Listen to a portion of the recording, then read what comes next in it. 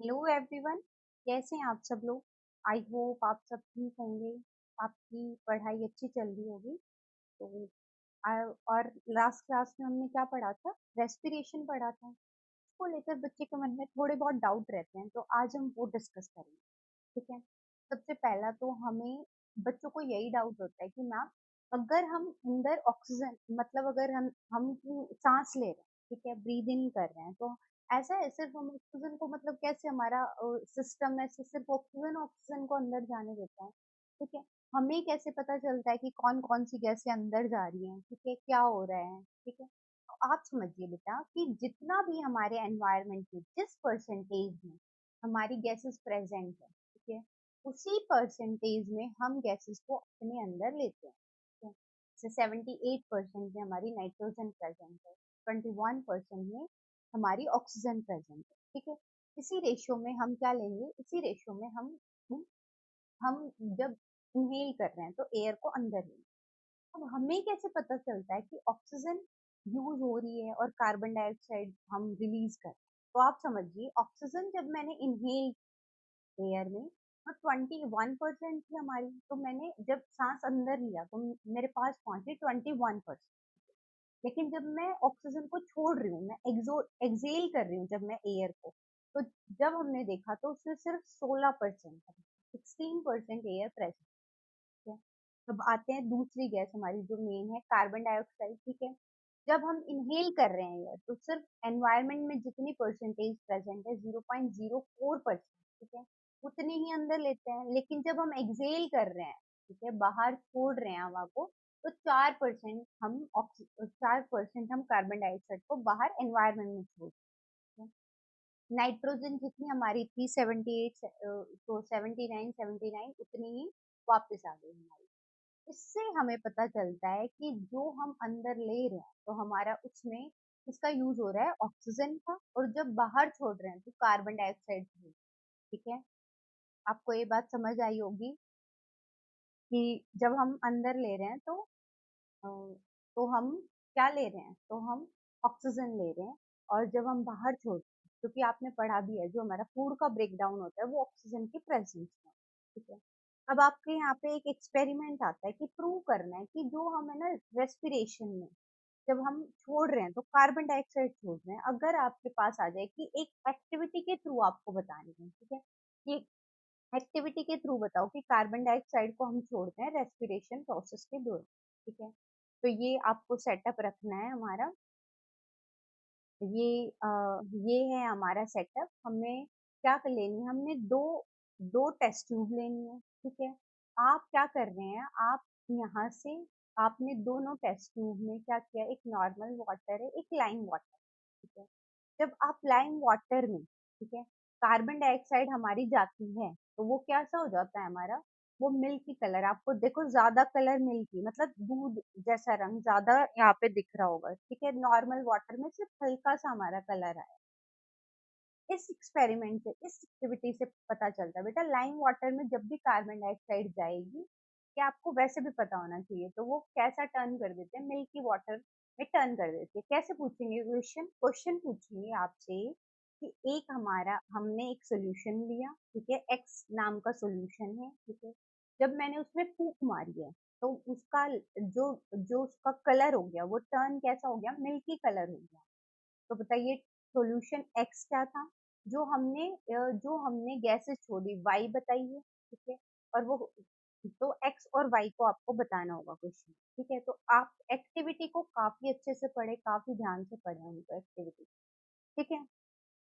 Next आता है हमारा रेट ऑफ ब्रीथिंग। ठीक है। जब भी मैं क्लास में बच्चों से पूछती हूँ बेटा रेट ऑफ ब्रीदिंग बताओ, बच्चे क्या बताते हैं?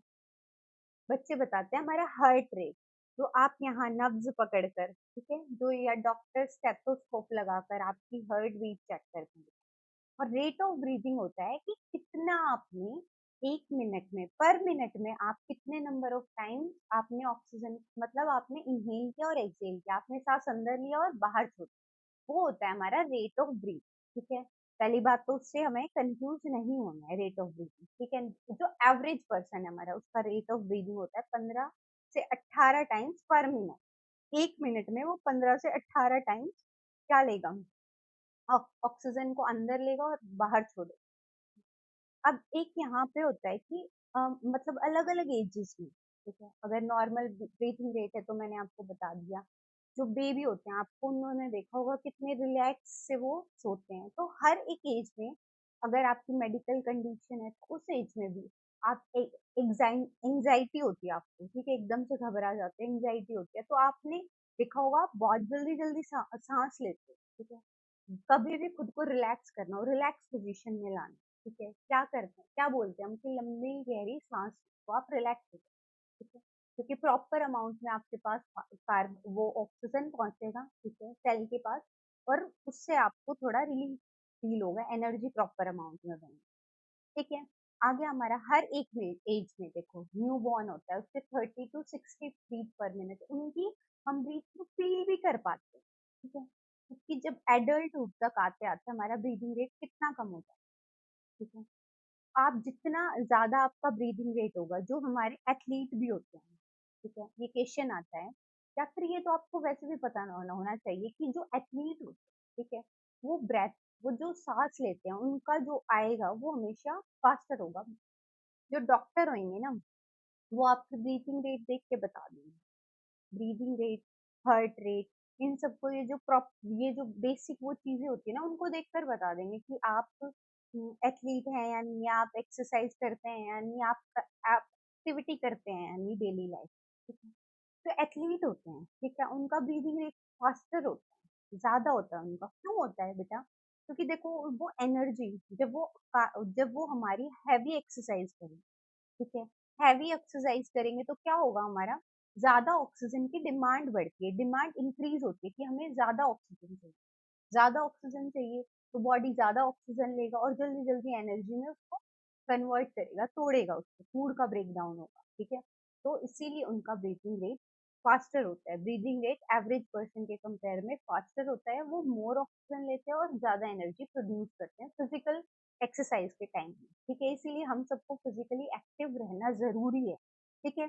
ताकि ज़्यादा एनर्जी प्रोड्यूस हो और हम हर टाइम एनर्जेटिक फील करें, ठीक है? अब हमारा यहाँ पे एक क्वेश्चन आता है टाइडल वॉल्यूम, वो क्या होता है हमारा, कि आप एक कितने अमाउंट में बेटा एक नॉर्मल कितनी आप एयर को हम इन और आउट करते हैं लंग्स, वो होती है आपकी टाइडल वॉल्यूम, कितनी आप पास आउट कर सकते हो एक सिंगल नॉर्मली कितने हमारा जो ब्रीदिंग रेट होता है कितना आप, this is the amount of air which passes into and out of the lungs, कितनी अंदर जा रही है और कितनी बाहर जा रही है, ठीक है? नॉर्मल वैल्यू होती है हमारी 500 ml के आसपास, मतलब आधा लीटर के आसपास होती है, ठीक है? कि एक टाइम में आप इतना ब्रीथ कर सकते हैं, ठीक है? अब होती है हमारी रेसिडुअल वॉल्यूम, इम्पॉर्टेंट है। रेसिडुअल वॉल्यूम क्या है, मैंने बिल्कुल क्या किया कि मैंने बिल्कुल अपनी सारी जितनी भी थी एयर उसको बाहर निकाल दिया, फिर भी हमारा क्या बचता है, फिर भी हम जब खुद हम ये सोचते हैं हमने बिल्कुल ड्रेन आउट कर दिया, बिल्कुल सब कुछ बाहर निकाल दिया एयर, फिर भी कुछ अमाउंट ऑफ एयर हमारे लंग्स में प्रेजेंट होती है जिसको बोलते हैं रेसिडुअल, रेसिडुअल मतलब बचा हुआ, ठीक है? तो रेसिडुअल वॉल्यूम जो एंड में बचा हमारा तब भी बचा है जब हमने सारी निकाली, जैसे जब आप योगा करते होंगे तो आप जब जब आप क्या करते हैं लंबी गहरी सांसें लेते हैं तो उस टाइम आपको क्या बोलते हैं कि पूरी ऑक्सीजन पूरी एयर को बाहर निकालो, लेकिन फिर भी उस टाइम पे भी हमारे अंदर कुछ जो एयर है वो प्रेजेंट होती है हमारे लंग्स में, उसको बोलते हैं फिर रेसिडुअल वॉल्यूम, ठीक है? अब हमारा एक क्वेश्चन क्या आता है कि आप एक तो क्वेश्चन ये पूछते हैं कि आपको जो कोयला जला के आपने जो सर्दी होंगी तब ये आप ये बहुत प्रश्न सुनोगे कि गर्म रखने के लिए हम क्या करते हैं, लोग कोयला जला देते हैं और बंद कमरे में सो जाते हैं तो उससे लोगों की डेथ हो जाती है, कि क्यों डेथ होती है? अब आप समझिए, अभी मैंने बताया कि हमारा हीमोग्लोबिन क्या करता है, हमारा हीमोग्लोबिन ऑक्सीजन ऑक्सीजन को पसंद करता है, तो ऑक्सीजन के साथ कभी वो ऑक्सीजन को कैरी करता है, ठीक है? लेकिन यहाँ पे हीमोग्लोबिन को ऑक्सीजन से ज़्यादा होती है प्रेज़ेंट CO, कार्बन मोनोऑक्साइड, ठीक है? जब भी उसको कार्बन मोनोऑक्साइड मिलेगी, वो क्या करेगा? वो ऑक्सीजन को साइड में कि भई तू साइड में हो जा, मेरा पहला प्यार कौन है? कार्बन मोनोऑक्साइड, ठीक है? तो वो क्या करता है, कार्बन मोनोऑक्साइड के साथ जो हमारा हीमोग्लोबिन है, वो क्या बना लेता है, बॉन्डिंग बना लेता है, बाइंड कर जाता है, और ऑक्सीजन को ले जाने के लिए उसके पास जगह नहीं बचती। अब क्या होता है हमारा, जब ऑक्सीजन नहीं मिलेगा तो क्या होगा, तो चॉकिंग फील होएगी, ठीक है, जिससे डेथ भी हो सकती है। तो सीओ, कार्बन मोनोऑक्साइड ज्यादा पसंद है हीमोग्लोबिन को, आपको हमेशा याद रखना, ठीक है। तो आई होप आपको लेक्चर अच्छे लगे होंगे। मैं स्टार्टिंग से बता देती हूँ, आपको एक्टिविटी परफॉर्म करनी है, ये वाली एक्टिविटी लाइम वाटर वाली, ठीक है। ये एक्टिविटी काफी इंपॉर्टेंट है। फिर हमें कैसे पता चलता है मैम कि कितनी हम पूरी एयर अंदर ले रहे हैं, तो हमें कैसे पता, ऑक्सीजन यूज कर रहे हैं, कार्बन डाइऑक्साइड नहीं कर रहे या नाइट्रोजन नहीं कर रहे, वो ऐसे पता चला, ठीक है। इनहेल और एक्सेल का देखा हमने, ठीक है।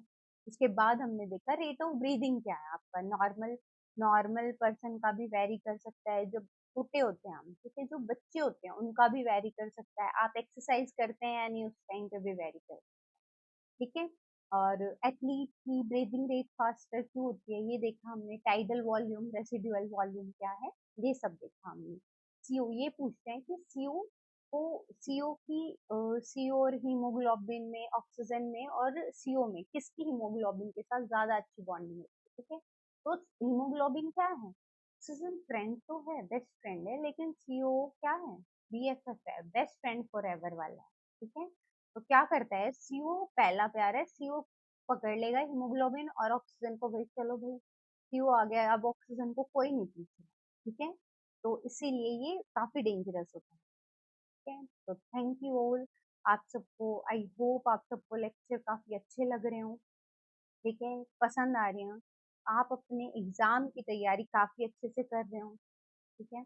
अगर अभी भी आपको किसी टॉपिक में, किसी भी चीज को लेकर, हम लाइफ प्रोसेस चैप्टर कर रहे हैं, आप चाह रहे हैं कि नहीं मैम ये वाला चैप्टर भी शुरू करें, ठीक है, किसी भी चीज को लेकर अगर आपको दिक्कत आ रही है तो हमें कमेंट सेक्शन में बताएं, लेक्चर क्या लग रहा है, कैसे और इम्प्रूवमेंट हो सकती है वो भी बताएं हमें, ठीक है। तो थैंक यू ऑल।